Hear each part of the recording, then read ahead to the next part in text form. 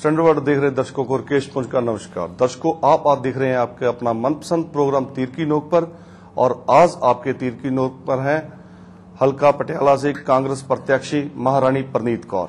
Preneet Kaur ji, standard पे आपका स्वागत है।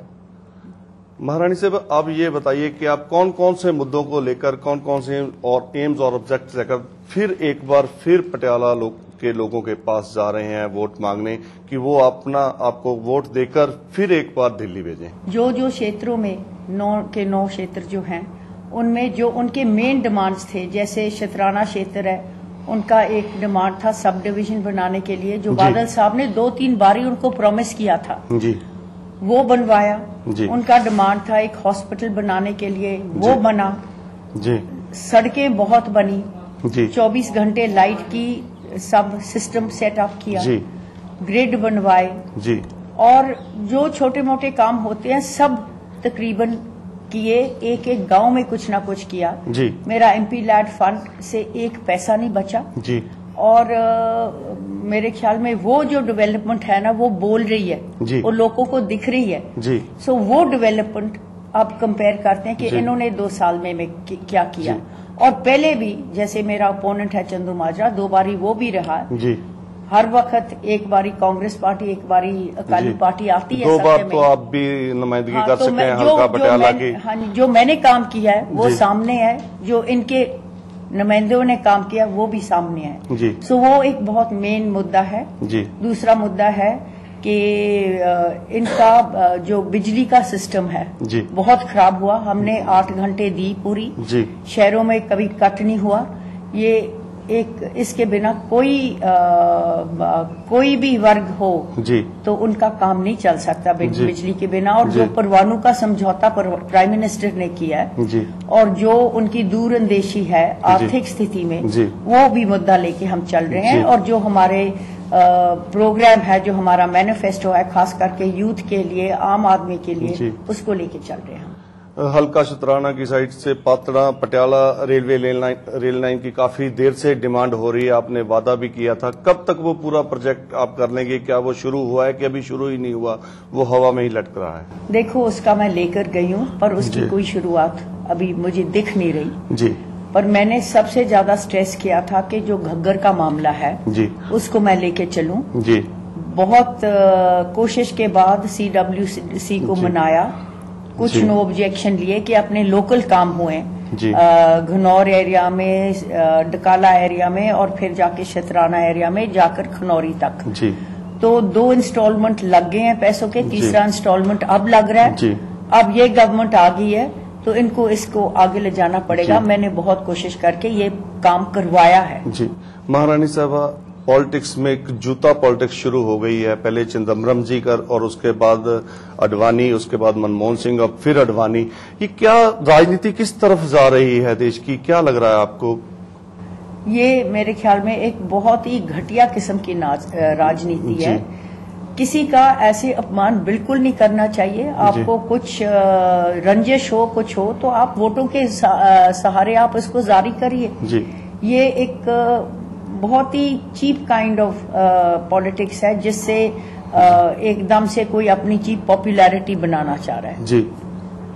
महारानी साहबा, इलेक्शन हो रहे हैं पंजाब, पूरे देश में इलेक्शन हो रहे हैं। पंजाब में 2 सीटों में मानी जा रही हैं, पटियाला और बठिंडा। आपको नहीं लगता कि कांग्रेस और अकाली वर्सेस सिमट कर सुखबीर बादल और कैप्टन अमरिंदर सिंह वर्सेस रह गया है? देखो, लड़ाई तो पार्टी वर्कर करते हैं जी। सो मेन पार्टी वर्कर्स की लड़ाई है जी। I think Sukhbir Badal is very junior, वो अभी ऊपर आ रहे हैं, अपनी पार्टी में वो सीनियर होंगे जी। पर हम अपनी पार्टी पहले रखते हैं जी। और जो महाराजा कैप्टन अमरिंदर सिंह ने जी अपना नाम बनाया जी, मेरे ख्याल में उसमें तो कोई तुलना ही नहीं हो सकती। महारानी साहबा, बोफोर्स कांड में कवातोचरी थे, उनको सीबीआई ने क्लीन चिट दे दी है, क्या कहना चाहेंगे आप उस मामले में? देखो, उसमें तो मैं कोई कमेंट नहीं करना चाह रही, बिकॉज उन्होंने अपनी जांच करके, एक रिस्पांसिबल इंडिपेंडेंट बॉडी है जी। जो उन्होंने कहा वो जी मंजूर है। महारानी साहबा, आप बठिंडा और पटियाला 2 सीटें हैं जो आपके परिवार से आप लड़ रहे हैं। बेशक पूरी कांग्रेस आपका परिवार है, लेकिन फिर भी 2 सीटें मेन मानी जा रही हैं। पटियाला सीट पे तो आपकी चुनाव मुहिम है, जो कुछ ठीक है, लेकिन ऐसा नहीं लग रहा बठिंडा सीट पे जो आपकी चुनाव मुहिम है, पूरा अकाली दल वहां एकदम लगा हुआ है और आप कहीं आपकी जो चुनाव प्रचार है कहीं पिछड़ रहा है। देखो, मुझे पता नहीं, मुझे तो रिपोर्ट बहुत बढ़िया मिल रही है क्योंकि मैं तो एक दिन भी नहीं गई वहां जी।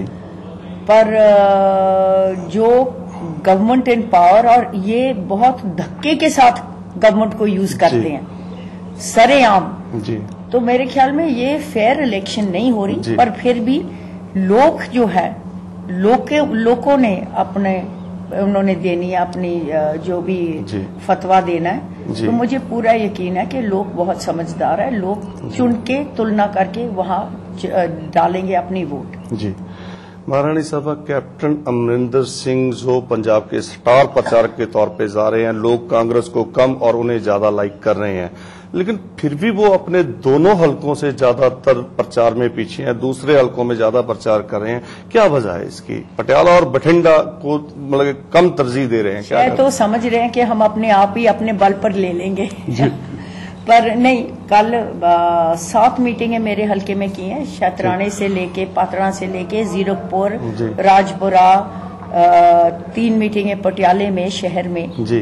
सो आई डोंट थिंक कि इससे ज्यादा किसी और हलके में अभी किया, एक मीटिंग की है जी। महारानी साहबा, क्या कहना चाहेंगे आप हलका पटियाला के लोगों से कि वो आपको वोट देकर तीसरी बार फिर विजय बनाकर दिल्ली भेजें? मैं इनको कहना चाहती हूँ कि पीछे भी इन्होंने मेरे से संपर्क रखा है, मेरा काम देखा है, वो काम देखकर जी और मेरी परफॉर्मेंस देखकर मुझे एक बारी फिर वोट डालें जी। महारानी साहबा, आपके जो विरोधी कैंडिडेट हैं वो आप पे आरोप लगा रहे हैं कि आप 2 बार जब दिल्ली गई तो पंजाब के बारे में कुछ नहीं बोला, इसके बारे में आपका क्या कहना है? मैं उसको बोलना चाहती हूँ कि अपने फैक्ट्स को लें जी। मैंने बहुत कुछ किया पंजाब का, घग्गर का मामला जो उसने वादा किया था वो जिस हद तक हो सकता था मैंने पूरा किया जी। जो उन्होंने वादे और किए थे कि सब डिवीजन बनाना है वो मैंने पूरा किया जी। जो एग्रीकल्चर यूनिवर्सिटी लुधियाने के लिए किसानों की डाइवर्सिफिकेशन के लिए मनमोहन सिंह से बोलकर 100 करोड़ रुपया मैंने दिलवाया जी। तो कितने काम मैं उनको गिना दूं, वो तो बोलते ही हैं, मेरे काम बोल रहे हैं जी। तो इसलिए मुझे वोट डालेंगे लोग। महारानी साहबा, आपको क्या लगता है कि कौन से ऐसे काम है जो आपकी नजर में रह गए हैं, जो आपको लग रहा है कि आपको तीसरी बार मौका मिले और आप उन्हें पूरा करेंगी? देखो, एक तो जो स्त्री दल है जी, उनको जानकारी देने की, उनकी एम्पावरमेंट वो कैसे कर सकते हैं, उनके लिए क्या हमने कानून बनाए हैं, एक तो इनको एनलाइटनमेंट करनी पड़ेगी जी। और एक स्ट्रेस देना पड़ेगा कि हमारा जो हेल्थ सिस्टम है और जो हमारी पढ़ाई का सिस्टम है, एजुकेशन, ये 2 क्षेत्र हमारे थोड़े से कमजोर चल रहे हैं पहले से, अभी से नहीं, पहले से जी। और इसकी मैं पूरी कोशिश करूंगी कि सेंटर से जो मैं करवा सकती हूँ मैं करवाऊंगी, बाकी यहाँ स्टेट गवर्नमेंट जो करेगी वो तो उसमें तो मेरा हाथ नहीं होगा जी। आपको नहीं लगता कि पंजाब में गैर कांग्रेसी सरकार है, उसका भी कोई इफेक्ट पड़ेगा इलेक्शन पर? इलेक्शन पर ये इफेक्ट पड़ता है कि ये जो काम करने वाले लोग हैं उनको ये धमकियां देते हैं जी। और बहुत बुरी तरह इन्होंने अपना ये रोल किया है। जब एमसी के इलेक्शन थे, जब पंची सरपंची के इलेक्शन थे, जब जिला परिषद के ब्लॉक समिति के इलेक्शन थे जी। पर उसका जवाब भी लोग ही देंगे क्योंकि लोकराज है। दर्शकों, आप देख रहे थे आपका अपना मनपसंद प्रोग्राम तीर की नोक पर, और आज आपके तीर की नोक पर थे हल्का पटियाला से कांग्रेस प्रत्याशी महारानी प्रनीत कौर, जो कि काफी आसवंद हैं कि वो तीसरी बार एक बार फिर दिल्ली जाएंगे, लेकिन ये तो आपके हाथ में है कि आप उनको कितनी जल्दी फिर दिल्ली भेजते हैं। हम मुलाकात करेंगे किसी और नई शख्सियत के साथ। अब राकेश पुंज को इजाजत दीजिए। नमस्कार।